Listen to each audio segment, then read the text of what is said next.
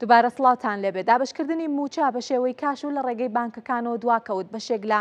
موچەخۆران لە بەیانی زووەوە چاوەڕوانی وەرگرتنی موچەکەیان بوون. سەرڕای ئەوەی کە وەزارەتی دارایی لەگەڵ بڵاوکردنەوەی لیستی موچە وتی کە دابشکردنەکەی لە ڕۆژی یەکشەمەیە لە دوای سەعاتێکی پاژنیوەڕۆ دەست پێ ئەکات، بەڵام گەیشتنی پارەکە زیاتر دواکەوت. بەشێکیش لە خانەنشینان بەهۆی ئاگادار نەبوون لە ڕێنماییەکە هاوشێوەی مانگەکانی پێشوو لە بەیانی زووەوە لە چاوەڕوانی موچەیە بوون. بەپێی زانیاریەکانی کورسات نیوز، ئەو بڕەپارەیەکە بڕیارە بۆ پارێزگای سلێمانی و دەوروبەری دابش بکرێت. سەعات 2:30 خولەکی پاژنیوەڕۆ گەیشتوتە بانکی ئاشتی و دواتریش بۆ بانکەکانی تر نێردراوە. لەگەڵ یەکێک لە بانکەکان قسەمان کرد، پێیوتین تا کۆتا کەس کە بمێنێت موچە وەربگرێت، ئێمە لە کارەکانمان بەردەوامە بین و ئەمێنینەوە.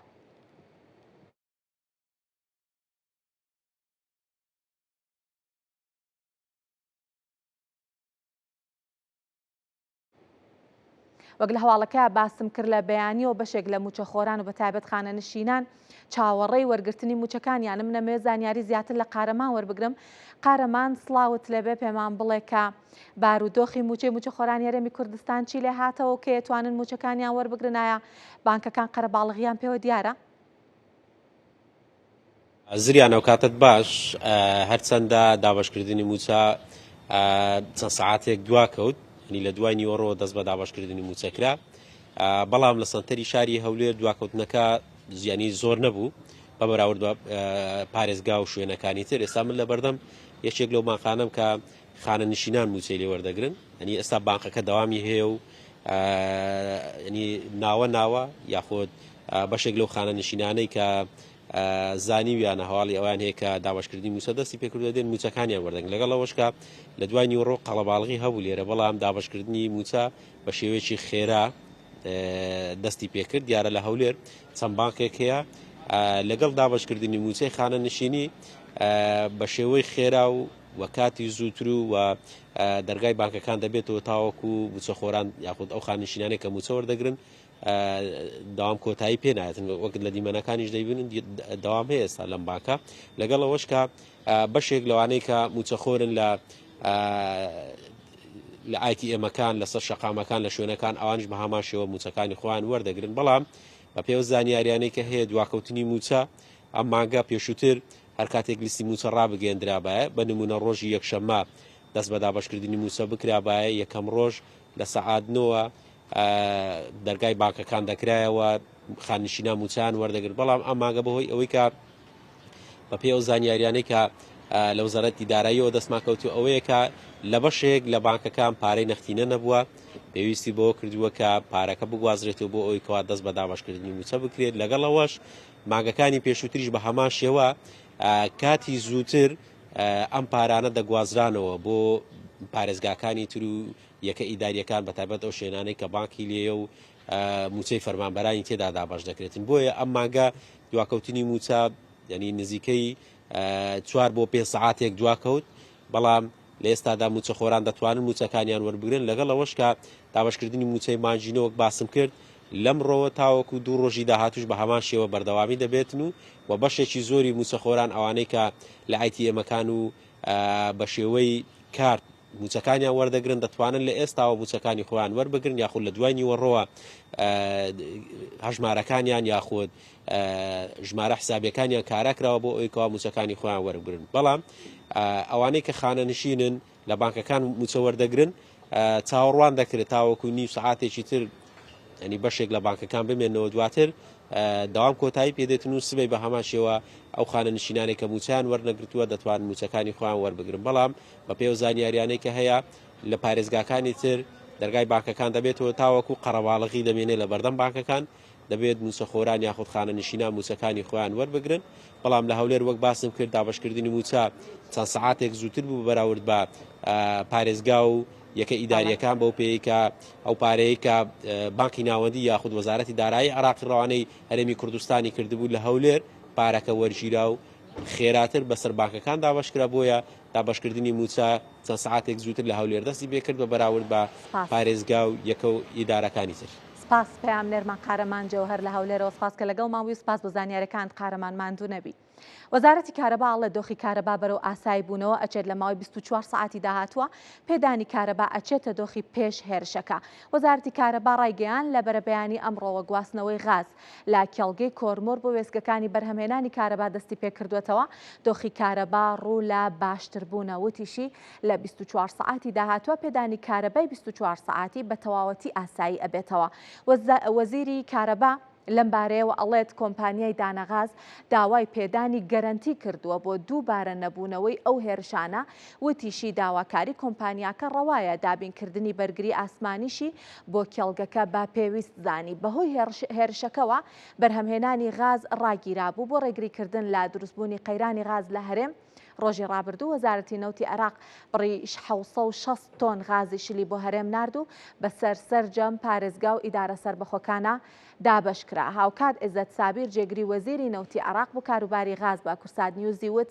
نایڵین قەیرانی غاز لە هەرێم ڕوو بدات تا ئاسایی بوونەوەی بەرهەمهێنانی غاز لە کێڵگەی کۆرمۆر غاز بۆ هەرێم دەنێری.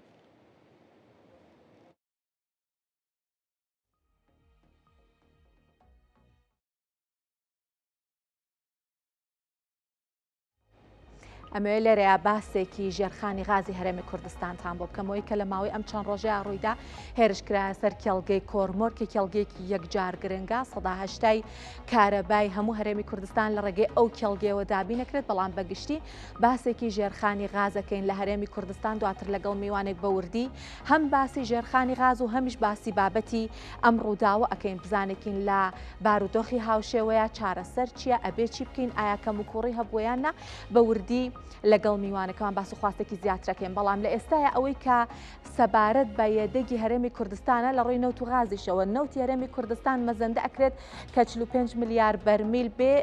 یەدەگی سەلمێنرا و هەڵبەتە و غازەکەشی بە 25 تریلیۆن پێسێجا مەزەندە ئەکرێت. هەڵبەتە لێدوانی جیاواسەیە داتای جیاواسەیە لە بەرەوەی کە بە هەر حاڵ یەدەگەکان خەمڵێنراون و ئەبێ بزانێکین بەوردی ئایا تا چەند ئەم داتانە کە ئەخرێنە ڕوو نزیکترن ینی لە ڕاستیەوە لە 120 یەدەگی عێراق لە هەرێمی کوردستانەوە تا یەدەگی غازی هەموو عێراق 120 لە هەرێمی کوردستانە. کێڵگە غازیەکانی هەرێمی کوردستان ئەگەرمانوێ باسی کێڵگەکان و یەدەگەکان بکەین. سەرەتا کۆرمۆرۆک وتم سەرەکی ترین و گەورەترین کێڵگەی غازە لە هەرێمی کوردستان و لە عێراقیش مەزەندە ئەکرێت کە 8 بۆ 10 تریلیۆن پێسێجا بێ وەکوتم داتای جیاواسەیە تەنانەت باس لە 16 تریلیۆن پێسێجاش ئەکرێت کە مەزەندە ئەکرێت وەکو یەدەگی کێڵگەی کۆرمۆر. ئێمە زیاتر ئەمە لە میوانەکەمانە پرسیم بزانێکین کە بە شێوەیەکە چەمچەماڵ هەیە کە 5 بۆ 7 تریلیۆن پێسێجایە و هەروەها میران هەیە کە 3.2 تریلیۆن پێسێجایە بنەباوێت کە 4.1 تریلیۆن پێسێجایە ئەینسەفنی کە 1.5 تریلیۆن سێجا و ئەتروشیش هەیە کە 8 ملیار پێسێجا یەدەگەکەیەتی وەکو باسی لێوە ئەکرێت. بەڵام ئەگەر بێ بۆردەکاری باسی کێڵگەی کۆرمۆر بکەم وەکوتم کێڵگەی کۆرمۆر سەرەکیترین و گەورەترین کێڵگەی غازە لە هەموو هەرێمی کوردستان و لە عێراقیش ئەم کێڵگەیە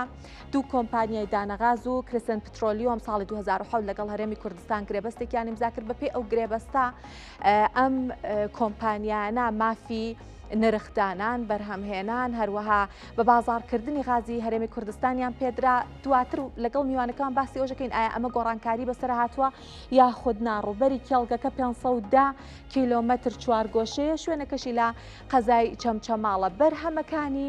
کێڵگەی کۆرمۆر ئەگەر مێ بە شێوەی ڕۆژانە بۆتان باس بکەم چ بەرهەمێکی هەیە غازی سروشتی هەیە بە بڕی 500 ملیۆن پێسێجا غازی سروشتی بەرهەمە هێنێت. نەفتای هەیە کە 38200 بەرمیلی هەیە ڕۆژانە و غازی LPG-یەکەشی کە 1150 تۆنە کە غازی LPG هەمان ئەو غازەیە کە لە ماڵان بۆ چێشلێنان و بۆ بەکاربەران لە ماڵان ئەخرێتە بەردەست و بەکاری ئەهێنن. ئەگەر باسی کاریگەری ئابووری کۆرمۆریشتان بۆ بکەم ئابەم شێوەیە 180 کارەبای هەرێم لە ڕێگەی غازی ئەو کێڵگەیەوە دابین ئەکرێت و 6 ملیۆن کەس لە هاوڵاتیانی هەرێمی کوردستان سوودمەندن لە بەرهەمەکانی کێڵگەکە 20,000 هەلیکاری ڕەخساندووە و لەم 20,000 هەلیکارە کە ڕەخساندوێتی 185 هەلیکار و دەستیکاری ناوخۆیە و تا هاوڵاتیان لە هەرێمی کوردستان لەم کێڵگەیە بە شێوەی ڕاستەوخۆ ناڕاستەوخۆ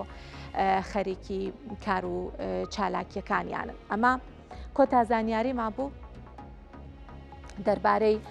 کێڵگەی کۆرمۆر، بەڵام لێرە میوانێکی زۆر شارەزامان لەگەڵا ئەمەوێ بچمە لای باسی ئەم بابەتە بکەم و باسی بکەین کە ئایا ئەو داتانەکە لەسەر کێڵگەکە و لەسەر غازی هەرێمی کوردستان بەگشتی باسی لێواکرێت بە چ شێوەیەکە تا چەند دقیقە تا چەند دروستە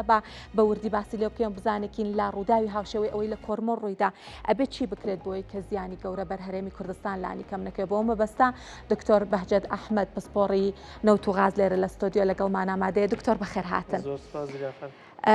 لا هەواڵەکەیە باسیەوەم کرد دکتۆر داتای جیاوازەیە بە تایبەتی لەسەر ژێرخانی غازی هەرێمی کوردستان تەنانەت بۆ کۆرمۆریش لە شوێنێک گەوترێ 8 بۆ 10 تریلیۆن پێسێجا تا 16 تریلیۆن پێسێجا تا چەند داتاکان ڕاستن ژێرخانی غازمان لە هەرێمی کوردستان چۆنە پێتان وایە توانستەکەی لە چه ئاستێکایە؟ بەڵێ زۆر سپاس بۆ جەنابتان و سپاسیش بۆم دەرفەتە تەبیعی ئەو غازی کە لە هەرێمی کوردستانە هەیە تقریباً کوردستان ڕاستە غازی دوو جۆر غاز بەرهەمێنێت غازێکیان هەیە کە پێ دەوتێ غازی هاوڵ کە لە چێڵگەی خۆرمەڵە و لەگەڵ چێڵگەی حەسیرە لە سنووری گەرمیان بەرهەمی دێنێت و هەروەها غازێکی حڕیشی هەیە کە پێی دەوترێ غازی ئازاد کە حەقل هەبێت تاکە چێڵگەی غازی هەبێت لە هەرێمی کوردستانە کۆرمۆرە. وەکو بلۆکی غازیش ئێمە چەند بلۆکێکی غازیمان هەیە کە بلۆکی میران لەگە بلۆکی بنەباوێ کە دەکەوێتە سنووری لای شەقڵاوە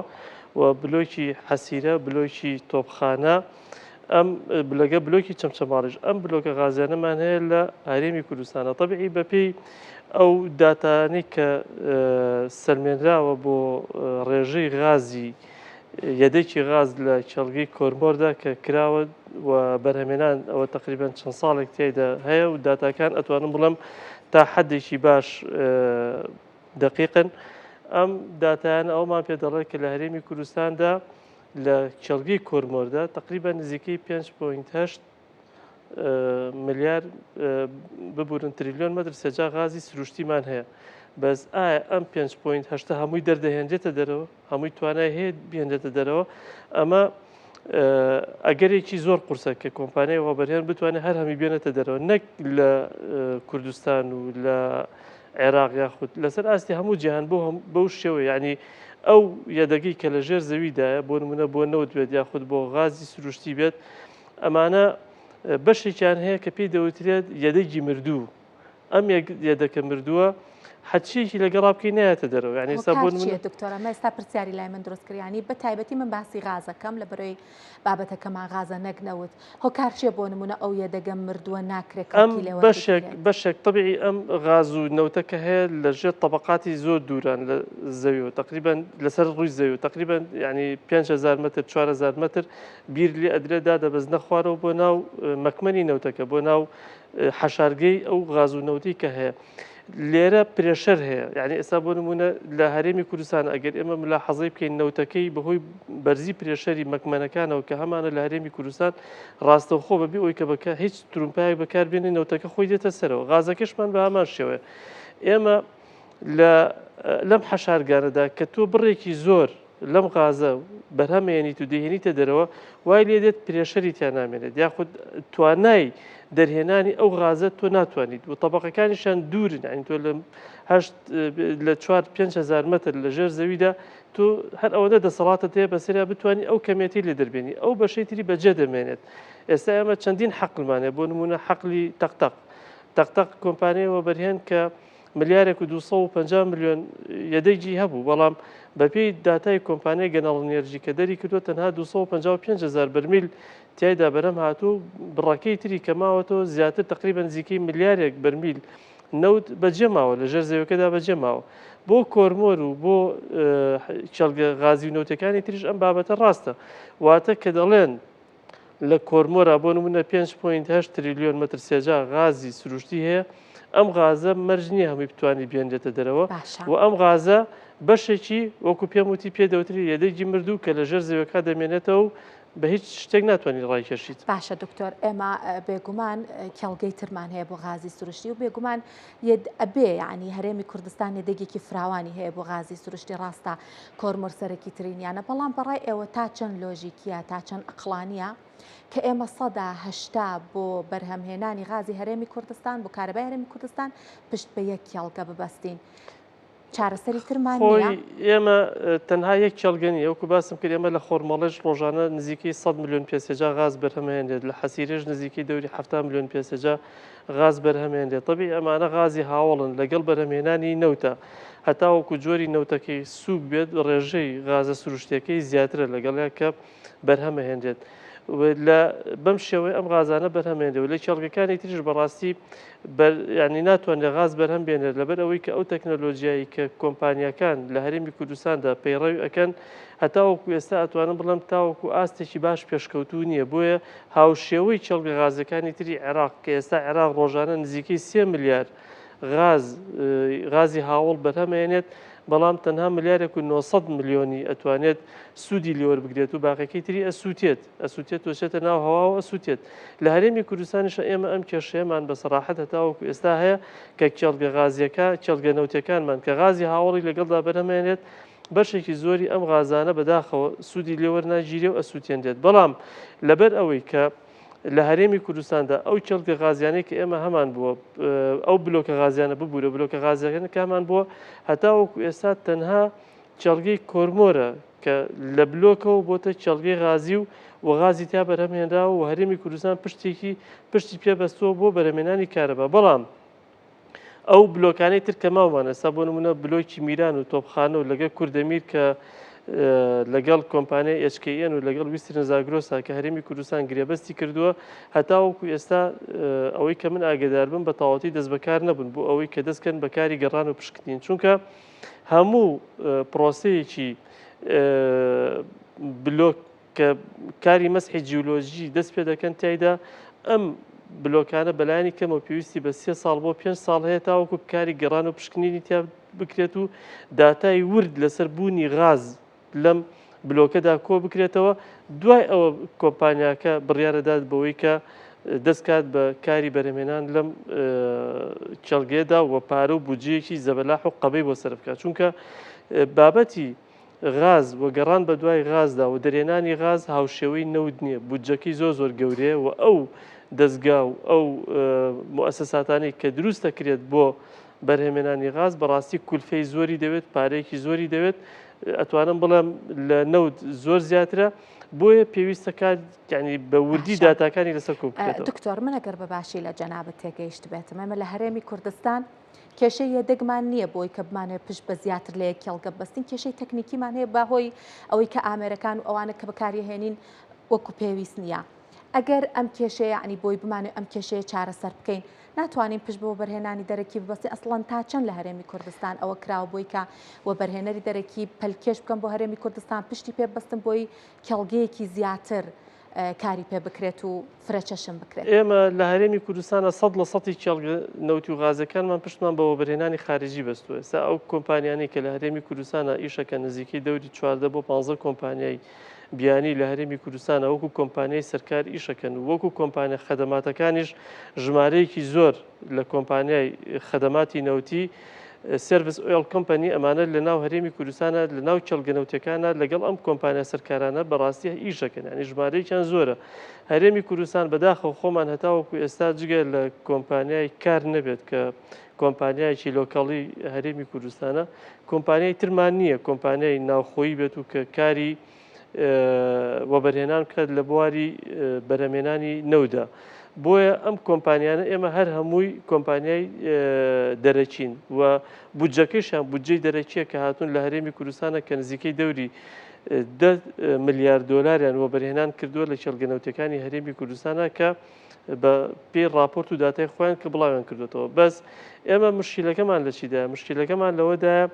بەشێکی زۆری ئەم کۆمپانیانە تاوەکو ئێستا وەکو پێم وتیت لەبەر ئەوەی کە پێویستیان بە دەزمایەکی زیاترە پێویستیان بە تەکنەلۆژیایەکی زیاترە پێویستیان بە شارەزایی زیاترە بۆ مەجاری غازەکە بۆیە ئەتوانم بڵێم بەشێکی زۆریان پشتیان کردوتە چڵگە غازیەکانی هەرێمی کوردستان و بلۆکە غازەکانی هەرێمی کوردستان تەنها وەبەرهێنانیان لە سێکتەری نەوتا کردووە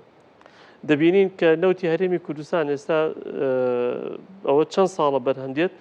بەڵام هەرێمی کوردستان سەرڕای ئەوەی کە چەند گرێبەستێکی کردووە لەگەڵ کۆمپانیا کانی بواری نەودا سە بۆ نمونە گەنەڵ نێرجی عەقدێکی لەگەڵ داکران بۆ بلۆکی میران و بۆ بنەباوێ ئەمانە بەڵام نەیتوانی کارەکانی تەواو بکات هەرێمی کوردستان گرێبەستەکانی هەڵوەشاندەوە ئەوە بوو کە چوشە دادگای تەحکیمی بەریتانیا هەرێمی کوردستان داواکەی لە گەنەڵنێرجی بردەوە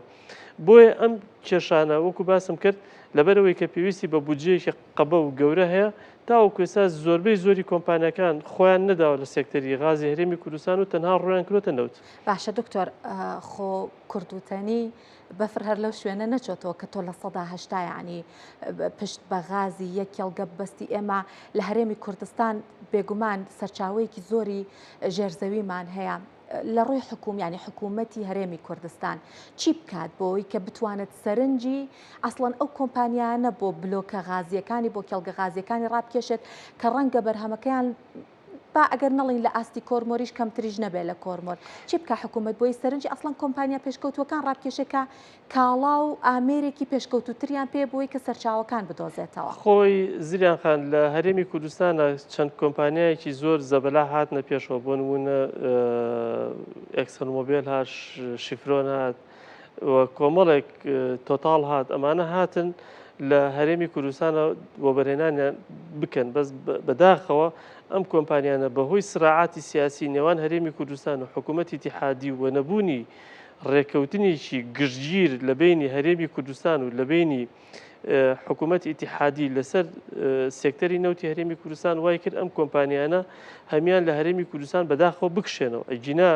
ئەم کۆمپانیانە ئێستا گەورە کۆمپانیایکی وەکو ئۆکسیۆنمۆبیل کە لە هەژ وڵاتێکا بێت سەرڕای ئەوەی کە ئەم لە بواری بەرهەمێنانی نەوت و غازدا زۆر ئیملاقە و بەقووەتە و بودجەیەکی باشی بۆ تەرخانەکە و سەرمایەکی زۆر زەبەلاحی هەیە استقرارێکی سیاسیشی بۆ دروست دەکات ینی استقرارێکی سیاسی بۆ ئەو منطقەیە دروست دەکات بەڵام بەداخەوە لە هەرێمی کوردستان ئەم کۆمپانیانە هەر هەمیان سەحبیان کردەوە و گەڕانەوە بەهۆی ئەو ململانە سیاسیە کە هەبوو لە بینی هەرێم و لە بینی حکوومەتی اتحادیە. دکتۆریەک پرسیاری زۆر گرنگی تر هەیە لە دوایم ڕووداوە کە لە کۆرمۆر ڕوویدا دەنگۆیەوە هەبوو بۆ نمونە ڕەخنە ئەگیرا کە بۆچی لە کۆرمۆر یەدەگێکی استراتیژی کۆگایەکی استراتیژی هەڵبەتە نەکیەدەک نەبوو کە بتوانێت کۆگای بکات بەرهەمەکە تا چەند ئەمە منطقیایە ئەو ڕەخنەیە واریدەیان نائێوە وەکو شارەزایەکی بوارەکە. وەڵا سوپاس بۆم پرسیارێکی زۆر باشە طبیعی سەبارەت بەوەی کە منیش خۆشم ئەو دەنگوێن بیستوە لە کۆمەڵێک کەس و کۆمەڵێک کەناڵ و کۆمەڵەمانەوە باسیەوە دەکەن حکوومەتی هەرێمی کوردستان یاخود کۆمپانیای داناگاز بۆ خەزینێکی استراتیژی نەبوو بۆ کۆمەڵێک خەزاناتی دروست نەکردو لەم بابەتە ئێمە یەکەمین شت لە هەڵگرتنی غاز کولفەیەکی زۆر گەورەی دەوێت چونکە تو ئەو غازە سروشتیە ئەو نێچڕڵ گازە کە دەریێنیتە دەرەوە ئەگەر ڕاستە و خۆ نەینێریت بۆ ئەو شوێنەی کە داوای کردوێتێت بۆ نمونە بۆ محەتەکانی کارەبا یاخود بۆ شوێنەکانی ترە هەڵگرتنەکەی پێویستی بەوەیە کە تۆ بیکەی بە لیکوید ئەم لیکویدە پێویستی بەوەیە کە ئەم غازە تاوەکو 162 دەرەجە ژێر سفر سارد بکرێتەوە سارد بکرێتەوە تاوەکو تۆ بتوانانی بیکەی بە شلە و بتوانی هەڵی بگریت و هەڵگرتنەکەیشی کولفەیەکی زۆر گرانی تێچێت تقریبان کولی مەترسیاجایەکی 26 دلار تا 30 دلار زیاتر کولفەکەی گرانترە بێت ئەمە یەکەم. دووهەم هەرێمی کوردستان هەتاوەکو ئەم دەقێش کە من لەگەڵ جەناب تا قسە ئەەکەم نەگەیشتوتە ئەوەی کە غازی زیاد بێت لە خۆی تاوەکو بتوانێت چۆنەڵێ خەزنی بکات هەڵی بگرێت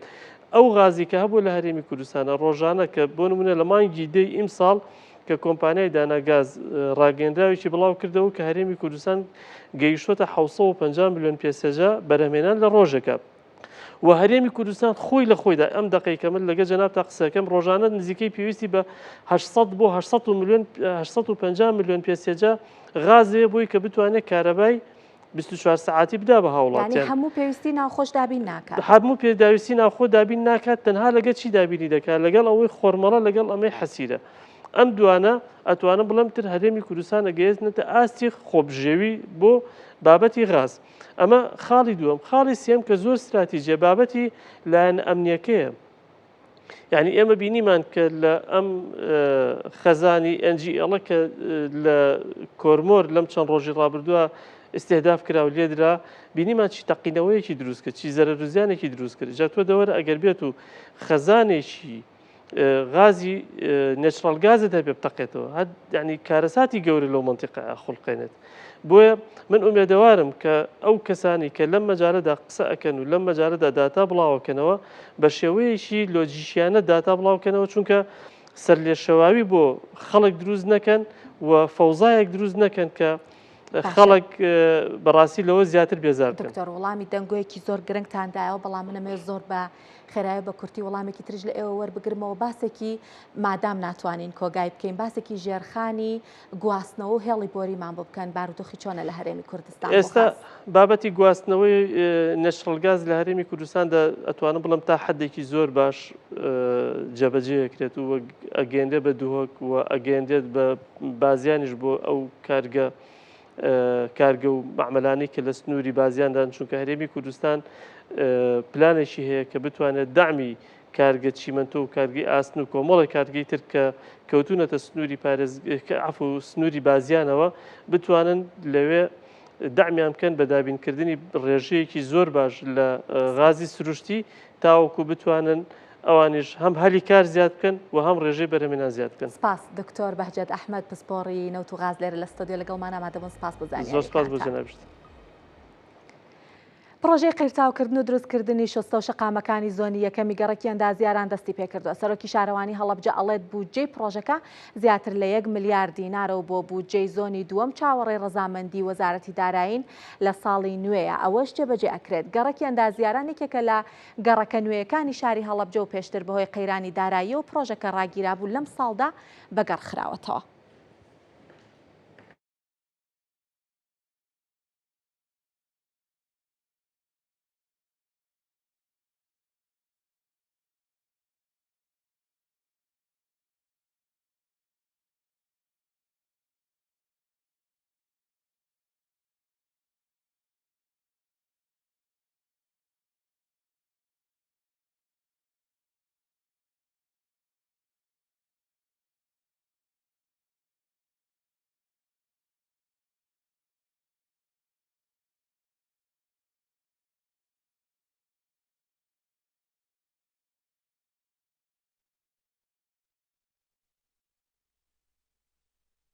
ئەمما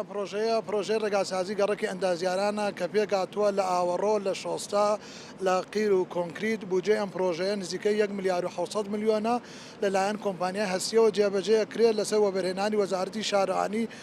بە تەئکید کێشەکانی ڕێگاسازی لە زۆنێک لە ئەندازیاران چارەسەر دەکات. ئێمە بۆ زۆنی دووەمی ئەندازیاران خۆ ئامادەکاری تەوامان کردووە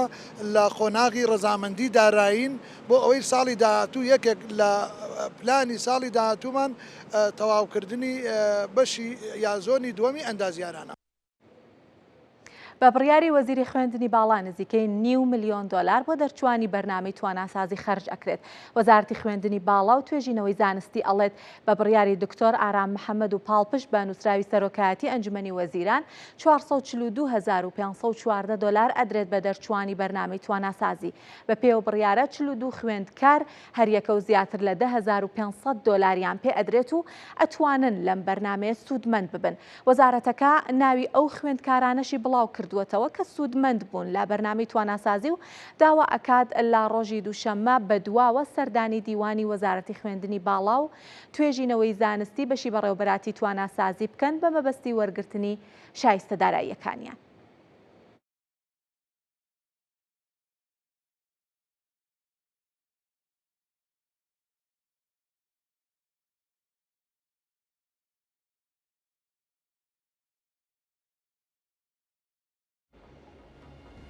لێرە باسی بەهای دراوەکانتان بۆ کەم و نرخی نەوت و زێر بزانێکین چ گۆڕانکارێکی بەسەرا هاتووە هەڵبەتەوەی کە زۆر گرنگە لە ماوەی ئەمڕۆ دوێنەیان ڕوویداوە دابەزینی بەهای تمەنە بەرامبەر بە دۆلار لێرەیە باسێکی بەهای تمەن و لیرەی تورکی و سووریش ئەەکەین. بە هەر حاڵم ڕۆ لە بازارەکانی هەرێمی کوردستان 100 دلار بە 141,900 دینار بوو هەندێک دینار بەرامبەر بە دۆلار دابەزیوە زۆر کەمە جوڵەکەی لە نێوان 141 گۆڕانکاریەکی ئەوتۆ ینی گۆڕانکارێکی بەرچاوی بەسەران نەهاتووە 100 پاوەند ئەمڕۆ لە بازارەکانی هەرێمی کوردستان لە کاتی داخستنی بازار بە 184,500 دینار مامەڵی پێوەکراوە 100 یۆرۆ بە 163,000 دینار بوو هەروەها 100 دلار وەکوتم تمەن بەرامبەر بە دۆلار دابەزینی تۆمارکرۆ بە 11,600,000 تمەن بوو تمەن دابەزینی بەرچاوی تۆمار کردووە هۆکاری زۆرە ئەڵبەتە هۆکارەکان بۆ نمونە یەکێک لەوانە سزانە و دەوڵەتیەکانە بەڵام یەکێکی ترەوە هەیە بە هەندێک دەنگۆ بڵاو بۆتەوە لە جم و جوڵەکان و لە مەترسیەکان بۆ سەر ئەو وڵاتە ڕەنگە ئەوە یەکێکی تر بێ لە هۆکارەکان هەرچەندە گۆڕانکاری سیاسی ڕووبات و هەرچەندە لە ڕێککەوتن دوور بکەونەوە بێگومان تمەن و دراوی نیشتیمانی ئێران سەرەکی ترین زیانمەندە لە گۆڕانکاریە سیاسی ژۆپۆلیتیکیەکان کە لەم ناوچەیە ڕوئایەت 1 ملیۆن لیرەی سووری بە 115,000 دینار بۆ ئەمڕۆ لە بازارەکانی هەرێمی کوردستان و 100 لیرەی تورکیش بە 3,331 دینار ئەمڕۆ مامەڵی پێوەکرا سەبارەت بە زێڕ ئەوەی کە ڕوویدا پێشداخستنی بازار گۆڕانکاری گەورەی بەسەراهات بەرزبوونەوەیەکی باشی تۆمار کرد ئۆنسەیە گەیشتە 4,215 دلار ئەوەی کە سەبارەت بە زێڕ گرنگە یەکەمیان ئەوەیە کە هەرچی لە کۆتایی ساڵ نزیک ئەبینەوە ئەوەی کە ئەگەری ئەوەی کە ڕێژەی سوود لە ئەمریکا داببەزێ بەرز ئەبێتەوە و ئەمە یەکێک لە هۆکارە سەرەکیەکانە بێگومان بۆ بەرزبوونەوەی نرخی زێڕ لەبەرەوەی کە وەکو پەناگەیەکی ئەمن زێڕ و بەرهێنەران زیاتر ڕۆی تێکن و هەرچی خواست لەسەر کانزاکەش بەرز ببێتەوە بێگومان نرخەکەشی بەرز ئەبێتەوە بابەتێکی تر کە بوو کێشەیەکی تەکنیکی ڕوویدا لە کۆمپانیایە کێشەیەکە فێنکەرەوەکان لا دەیتا سنتەرێک هەڵبەتەنە کۆمپانیا کێشەی تێکەوت و ئەوە بۆ هۆیەوەی کە بازارەکان گۆڕانکاریان بەسەرهاتەوە بابەتێکی تر بۆ بە چاوەڕێ بکەین بزانێکین لەگەڵکردنەوەی بازار چی بەسەردێ نرخی زێڕ 1 کیلۆگرام زێڕ بە 135,554 دلار بوو 1 لیرەی زێڕ بە 893 دلار و زێڕی ئارە21ش کە لە هەرێمی کوردستان مامەڵێکی باش پێوەکرێ بە 845,000 دینار بوو بەرزبوونەوەیکی باشی تۆمار کردووە ئۆنسە زیو بە 56 دلار و 39 سنت بوو ئەم نرخە بۆ زیو پێوانەی بوو بەرزبوونەوەیکی باشی تۆمار کرد زیو داهاتوێکی زۆر یەکجاڕوونی هەیە لە بەرەوەی کە جگە لەو خواستەکە هەیە لەسەر ئەم بەرهەمە بۆ ئەوەی کە وەبەرهێنانی تیا بکرێت لەگەڵ پێشکەوتنی تەکنەلۆژیا لەگەڵ پێشکەوتنی ئەو ئامێرانە کە لا وزەی خاوێنە بەکارهێنرێت خواست بۆ زیویش بەرزەبێتەوە هۆکارێکی گرنگە بۆ بەرزبوونەوەی نرخەکەی 1 کیلۆگرام زیویش بە 1,813 دلارە. با بچینە لای نەوت بزانین گۆڕانکاریەکان لە نەوت چیمان پێڵن ئەوەی کە سەبارەت بە نەوت گرنگە لە ئێستا یەک بەرمیل نەوتی خای برند بە 62 دلار و 29 سنتە لە بازارەکانی جیهان بابەتی ڕێککەوتنی ئۆکراین و رووسیا بابەتێکی گرنگە ئەگەر بێت و ئەو دوو وڵاتە ڕێک بکەون ئەوە نەوتی رووسیا بەبێ ئاستەنگ و بەربەست ئەچێتەوە ناو بازارەکان هەرچەند رووسیا هەتاوەکو ئێستاش نەوتی خۆی ئەفرۆشێت بەڵام نەوتەکەی بە جۆرێک ئەفرۆشێت کە یەکەم دەرباز ببێت لە سزاکان و دوو هەمیش داشکاندن ئەکات و داهاتێکی کەمتری لێ دەست دەکەوێت بەڵام ئەگەر بێت و سزانە و دەوڵەتەکانی لەسەر نەمێنە نرخەکەی بە فەرمی ئەچێتە بازارەکان و جا جگە لەمە سەرڕای ئەوەی کە ئەم بابەتەش هەیە کە نەوتی رووسیا بچێتە بازار و خۆی پێشبینی هەیە بۆەوەی کە لە ساڵی داهاتووە زیادەی خستنە ڕوو دروست ئەبێ بۆ نەوت کە زیادەی خستنە ڕۆژ دروست بوو بێگومان نرخەکەی دا ئەبەزێنێت پێشبینی قرس هەیە بۆ نەوت و تاڵن لەوانەیە هەتاوەکو نزیک 40 دلاریش نزیک 30 دلار نرخەکەی داببەزێت بەهۆی ئەو زیادەی خستنە ڕووە کە باسم کرد یەک بەرمیل نەوتی خاوی تەکساسیش بە 58 دلار و 47 سنتە لە بازارەکانی جیهان غازی سروشتیش بە 4 دلار و 85 سنتە ئەمە هەموو زانیاریەکانمان بوو دەربارەی بەهای دراوەکان و نرخی کانزا گرانبەهاکان لە بازارەکانی جیهان بەڵام باسی بەرهەمی جۆتان بۆکەم لە عێراق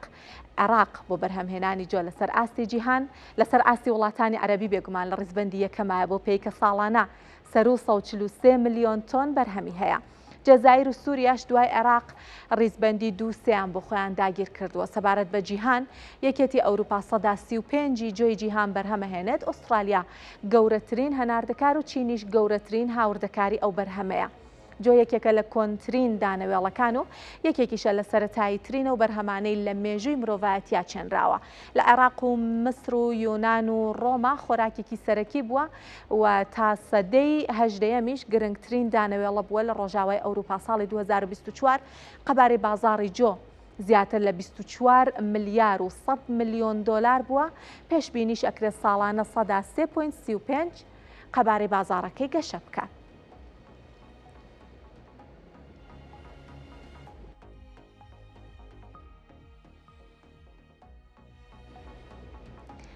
باسی بەرهەمی جۆم بۆ کردن کە عێراق لەسەر ئاستی وڵاتانی عەرەبی لە ڕیزبەندی یەکەمە بۆ بەرهەمهێنانی ئەم دانەوێڵەیە گرنگە،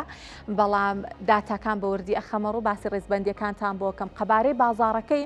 بازاڕی جۆ بێگومان لە ساڵی 2024 24 ملیار و 100 ملیۆن دلار بووە، ساڵی 2033 پێشبینیەکرێت بۆ 32 ملیار و 500 ملیۆن دلار بەرز ببێتەوە و بەپێی ئەم پێشبینیە بێ ئەوترێت کە ساڵانە قەبارەی بازاڕەکەی سەدا 3.35 بەرز ئەبێتەوە. بەرهەمی جیهان لە وەرزی 2024-2025 واتە لە وەرزی ڕابردووە 143 ملیۆن و 330 هزار تۆم بووە، لەبەرەوەی کە جۆ لە نێوان ساڵەکانە وەرزەکەی لە نێوان ساڵەکانە هێشتا بەرهەمی 2025-2026 دیار نییە بە چ شێوەیەکە، بەڵام وەکوتم پێشبینیەکان باس لە بەرزبوونەوە ئەکەن. بەرهەمهێنەرانی جیهان بەپێی قەبارەی بەرهەمەکەیان سەرەتایەکێتی ئەوروپا 135 بەرهەمی جۆی جیهان لە یەکێتی ئەوروپا بەرهەمەهێنرێت، 50 ملیۆن و 300 هزار تۆن بەرهەمەکەیەتی ساڵانە. رووسیا لە ڕیزبەندی دووەما، رووسیا و ئۆکراین دوو وڵاتی زۆر گرنگم بۆ بەرهەمهێنانی دانەوێڵە بەگشتی لە دوای جەنگەکەژەوە بوو کە بەردەوام دامەزراوی خۆراک سەربەنێتەوە یەکگرتووەکان هۆشداری ئەدالەوەی کە نەکا زەنجیرەی دابینکردنی دانەوێڵە لەسەر ئاستی جیهان ئاستەنگی بۆ دروست ببێت، بەڵامەوەی کە سەبارەت بە بەرهەمهێنانی جۆی رووسیا هەیە ساڵانە 16 ملیۆن و 200 هزار تۆنە بەرهەمەکەی، سەدا 11 بەرهەمی جیهانە. ئوسترالیا 13 ملیۆن و 200 هزار تۆن و سەدا 9 بەرهەمی جیهان بەرهەمەهێنێت، کەنەدا بەرهەمەکەی 8 ملیۆن و 100 هزار تۆنە، سەدا 6 جیهان و بەریتانیاش لە ڕیزبەندی پێنجەمە بە بەرهەمهێنانی 7 ملیۆن تۆن و سەدا 5 بەرهەمی جۆی جیهان لە بەریتانیایە. با باسێکی وڵاتانی عەرەبیشتان بۆ بکەم، وەکوتم عێراق لە ڕیزبەندی یەکەمە ساڵانە 1 ملیۆن و 400 هزار تۆن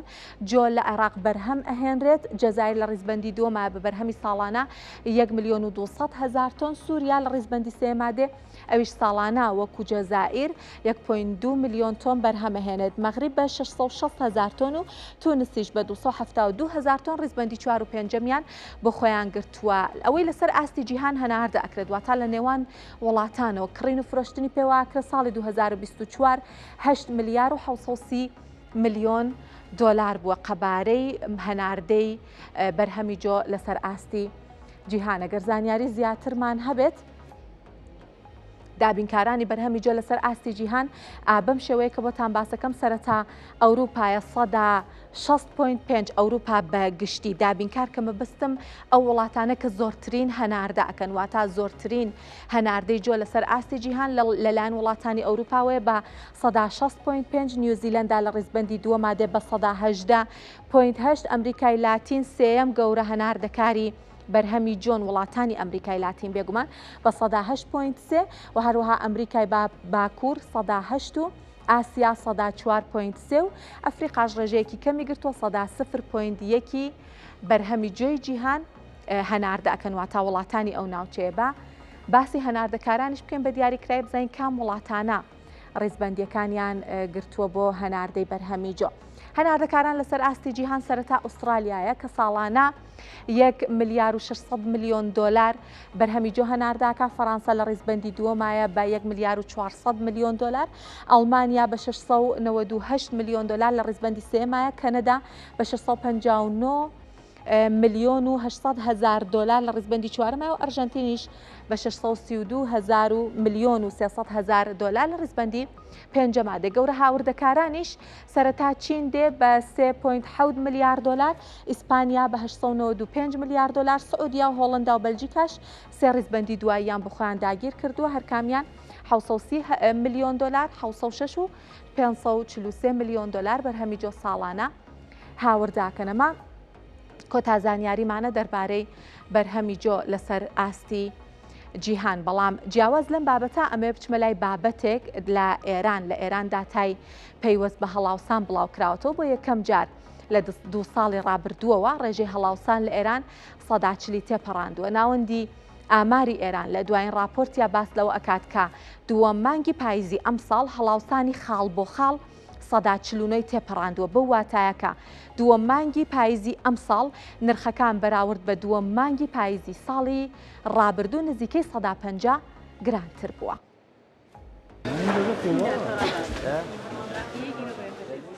بە گوێرەی دەتاکانی ناوەندی ئاماری ئێران هەڵاوسانی یەک ساڵە لە دووەم مانگی ئەم ساڵدا بۆ لە 40.3 بەرزبوونەتەوە کە بەرزترین ناسا لە زستانی دو ساڵی ڕابردووەوە. بەرزبوونەوەی خۆراکیش لە هەموو بەرهەمێکی دیکە زیاتر بووە بۆ پێی لە یەک ساڵدا بە تێکرای لە 166 گرام بووە. لەم دواییانەدا نرخی برنجی ئێرانی بووە جێی ناڕەزایەتی و ڕخنەی هاوڵاتیان کە لە ساڵێکدا 3 هێندە بەرزبوونەوەی بەخۆیەوە بینیوە. بەڵام تەنها برنج نییە، لە نان و دانەوێڵە و گۆشت و مریشکەوە هەتا شیرەمەنی و سەوزەوات و چاو خواردنەوە بەرزبوونەوەیان بە خۆیانەوە بینیوە.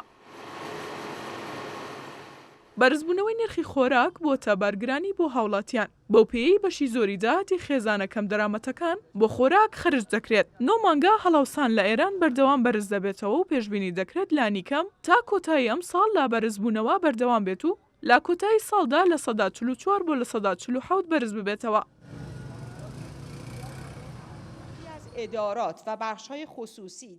لە ماوەی ڕابردووشدا وتەبێژی حکوومەتی ئێران ڕایگەیاند کە هێڵی هەژاری لە وڵاتان نزیکەی 2,500,000 تمەن زیادی کردووە. وەجەختیشی لەوە کردوتەوە کە باش دەزانن کە ڕێژەی هەڵاوسان بەرزە و سزا نێودەوڵەتیەکان هۆکاری بەرزبوونەوەی هەڵاوسان و گرانبوونی نرخەکانن. زیاتر لە 6 ساڵە ڕێژەی هەڵاوسان لە ئێران سەرو لە 3%. گەشەی ئابووریش لە ئاستێکدا نییە کە بتوانرێت زیانەکان قەرەبوو بکاتەوە و ئابووری ناسانیش پێیان وایە. ئەو سیاسەتانی لە ئێسادا بەکاردەهێنرن ڕیشەی نین و تەنها ڕۆڵی ئازارشکێنی کاتی دەبینن لە ئابووری ئێراندا. جگەل لە سزا نێودەوڵەتیەکان و بڕیارە کتوپڕەکانی حکوومەت کە دەوترێت بوونەتە هۆی چوونە دەرەوەی سەرمایە و دابەزینی بەرهەمهێنان لە وڵاتەدا، کورتهێنانی وزە و کورتهێنانی بودجە و دابەزینی بەردەوامی بەهای تمەن بەرامبەر با دۆلار بۆتە هۆی خاوبوونەوەی گەشەی ئابووری واسەنگی بۆ ئابووری دروست کردووە.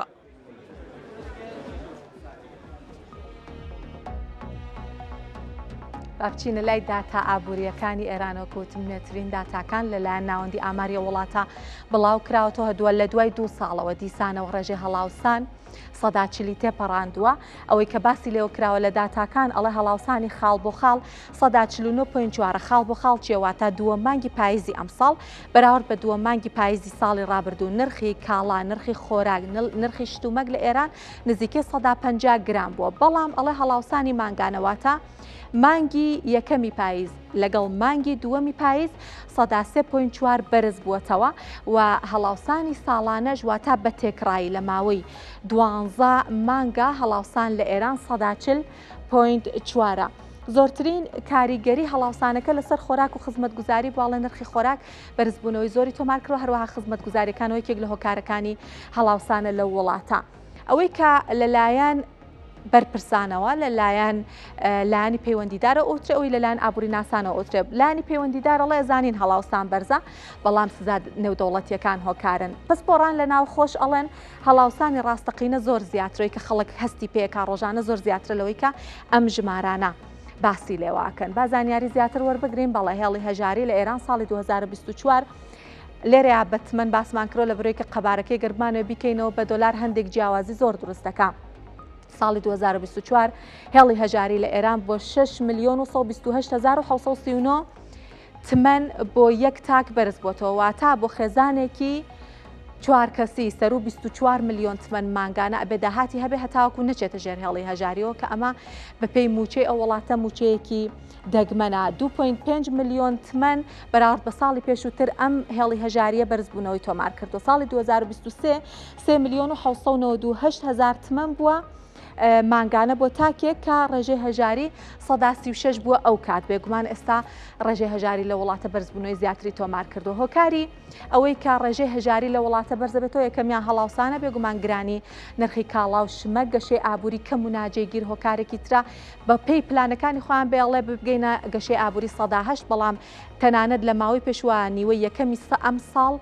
تەنانەت گەشەکە پێچەوانش بووە تا پاشەکشەی ئابووری هەبووە. خراپی بەڕێوەبردن بابەتێکی ترە بەهای دراو لەگەڵ هەر گۆڕانکاریەک تمەندا بەزێ ئەمە کاریگەری ڕاستەوخۆ لەسەر ژیانی هاوڵاتیان دروستەکە. سزا نێودەوڵەتیەکان بارگرانێکی یەکجار زۆرە بۆ سەر وڵاتە چوونە دەرەوەی سەرمایەش بابەتێکی ترە کە سەرمایە چووە دەر بەرهەمهێنان کەمە بێتەوە دەستی کار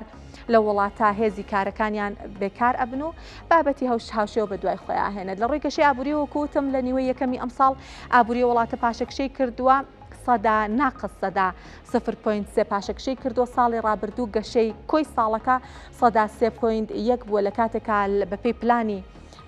حوتەمی گەشەپێدان ئەبێ ساڵانە 108 بێگەشی ئابووری وڵاتە. ڕێژەی بێکاری لە بە چاوگرتنی ئەوەی کە 0.1 دابەزیوە ئەمە بە هیچ شێوەیەک دابەزی نییە لەبەرەوەی کە ئەم دابەزینەوە کارەکەیەوەیەکە ژمارە و هاوڵاتیانە کە ئیتر نائومێد بوون لە گەڕان بە دوای کارا زیادی کردووە و لەو ڕێژەیە ئەچنە دەرەوە. دەستی کاریش لە وڵاتە 200,000 کەس دابەزینی تۆمار کردووە لە ماوەی ساڵێکە. باسی کورتێنانی بودجەش بکەین کە بارگرانێکی زۆرە بۆ ئابووری ئەو وڵاتە بە بەهای ڕسمی بەپێی لێدوانە ڕسمیەکان لە پەرلەمانتارانی ئەو وڵاتە ئەڵێ 25 میلیارد دۆلار مەزەندە ئەکرێت ئەم ساڵ کورتێنان هەبێت، بەڵام بە بەهای بازار کورتێنانەکە 16.6 تریلیۆن دۆلارە. لە نیوەی یەکەمی ساڵات دیسان بەپێی داتا فەرمیەکانی ئەو وڵاتە بە بەهای ڕسمی بودجە 11 میلیارد و 100 میلیۆن دۆلار کورتێنانی هەبووە کە بە بەهای بازاری دۆلار ئەبێتە 7 تریلیۆن و 360 میلیارد دۆلار کورتێنان تەنها لە نیوەی یەکەمی ساڵە. ئەوە کۆتا زانیاریمان بوو دەربارەی بارودۆخی ئابووری و دارایی لە ئێران. بەم هەواڵە کۆتایی بە ئابووری ئەمڕۆ هێنین. زۆر سپاس کە بینەرمان بوون و ماڵاوە.